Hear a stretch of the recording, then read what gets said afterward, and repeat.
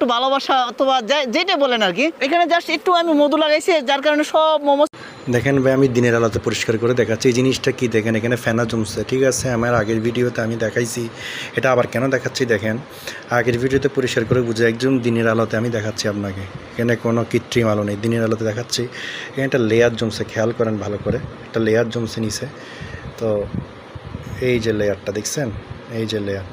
তো আমি ওনাদের নাম্বারে কল করেছিলাম, ওনাদের বলতে এই যে ন্যাচেরও যে নাম্বারটা, এই নাম্বারটাতে কল করেছিলাম গতকাল একবার কল করেছিলাম, লাস্টে 250197 এই নাম্বারে কল করেছিলাম। ওনারা কল কেটে দিয়েছে। মানে আমার কিছু প্রশ্ন ছিল, নিচে লেয়ারটা কেন জমলো আর উপরে ফ্যানা কেন। আপনারা জানলে আমাকে কমেন্ট করে জানান, আসলে আমার কিছু বলার নেই আসলে। তো এগুলো প্রশ্ন আর কি, আমাদের সচেতন হতে হবে। সচেতন মানে আমাদের মনে প্রশ্ন থাকতে হবে কেন এই জিনিসগুলো হচ্ছে। এই যে লেয়ারটা